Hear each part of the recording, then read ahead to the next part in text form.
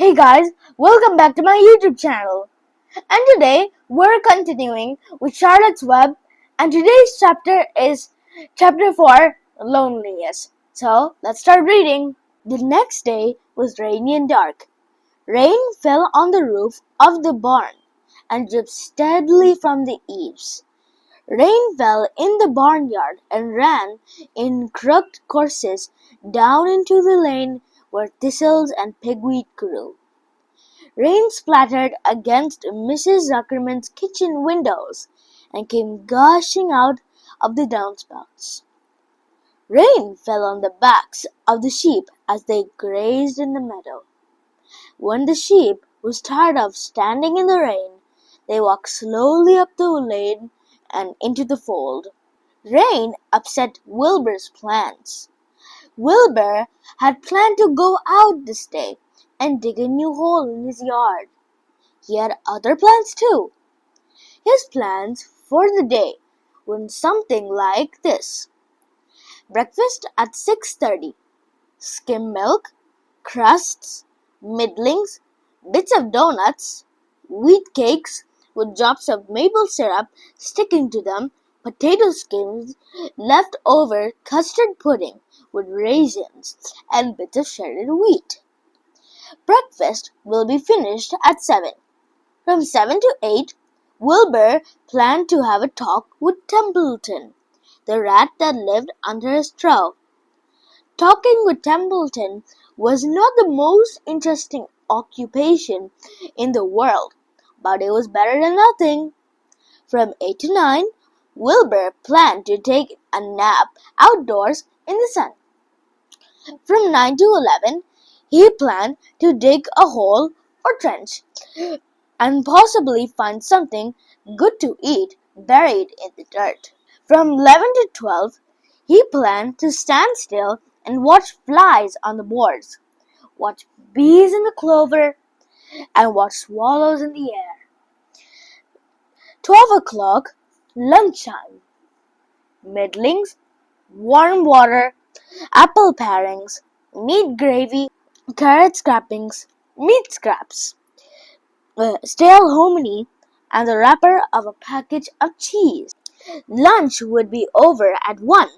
From 1 to 2, Wilbur had planned to sleep. From 1 to 3, he had planned to scratch itchy places by rubbing against the fence. From 3 to 4, he planned to stand perfectly still and think of what it is like to be alive and to wait for Fern.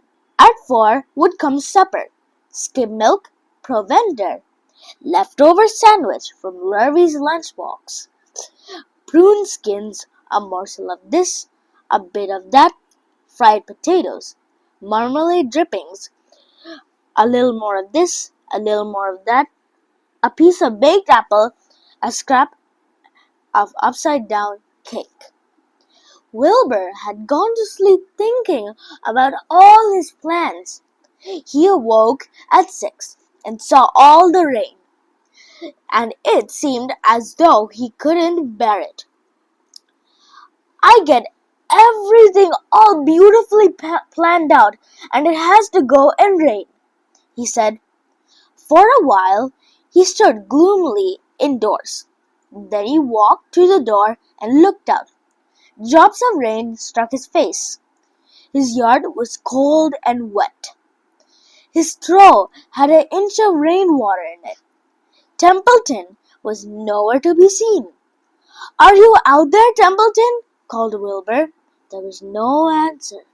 Suddenly, Wilbur felt lonely and friendless. "One day, just like another," he groaned. "I'm very young. I have no real friend here in all the barn.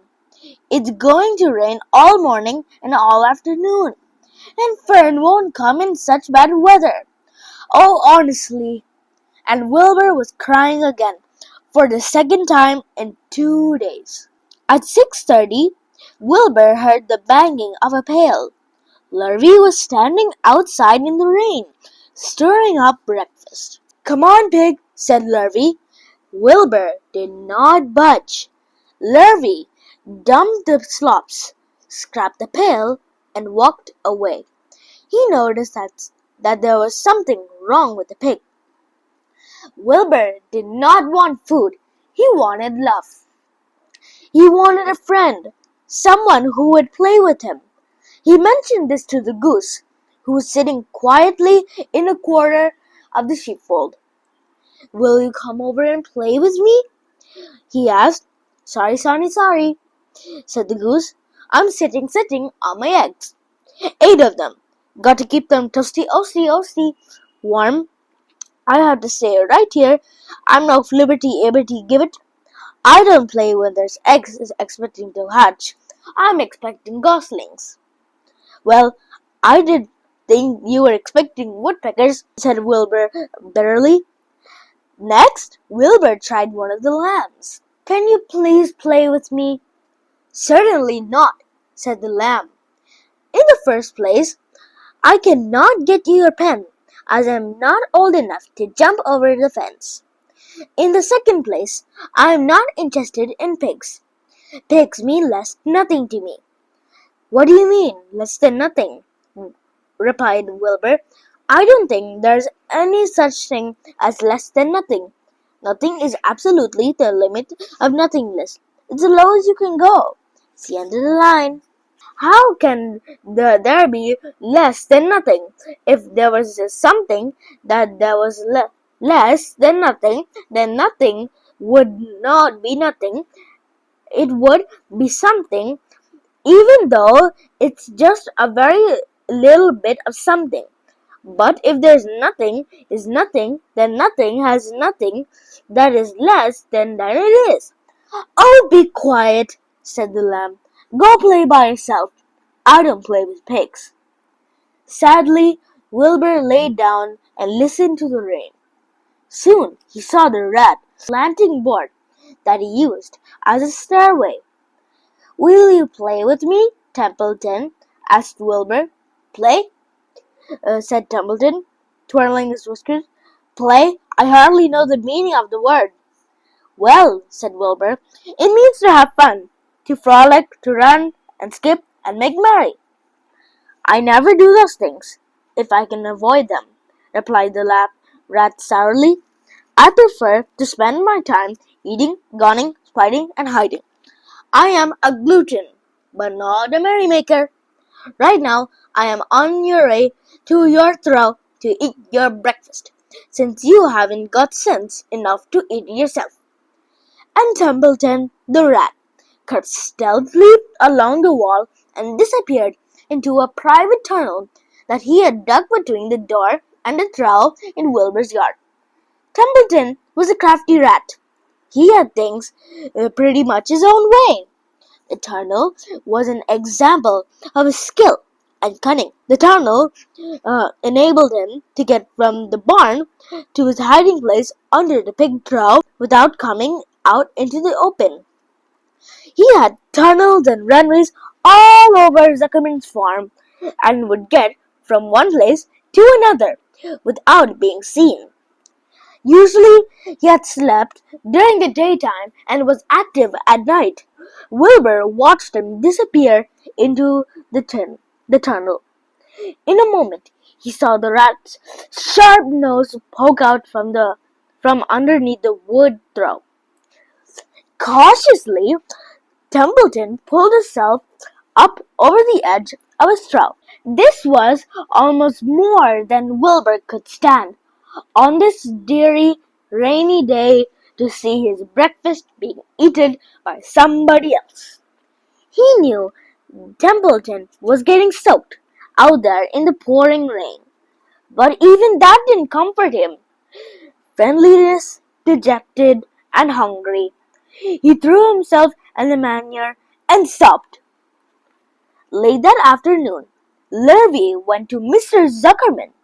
"I think there's something wrong with that pig of yours. He hasn't touched his food. Give him 2 spoonfuls of slupper and a little molasses," said Mr. Zuckerman. Wilbur couldn't believe what was happening to him when Larry caught him and forced the medicine down his throat. This was certainly the worst day of his life. He didn't know whether he could endure the awful loneliness anymore. Darkness settled over everything. Soon there were only shadows and the noises of the sheep chewing their cuds, and occasionally the rattle of the cow train overhead. You can imagine Wilbur's surprise when, out of the darkness, came a small voice he had never heard before. It sounded rather thin, but pleasant. "Do you want a friend, Wilbur?" it said. "I'll be a friend to you. I watched you all day, and I like you." "But I can't see you," said Wilbur, jumping to his feet. "Where are you, and who are you?" "I'm right up here," said the voice. "Go to sleep. You'll see in the morning." So guys, if you like this video, make sure to subscribe, click the notification bell, and I'll see you in the next video.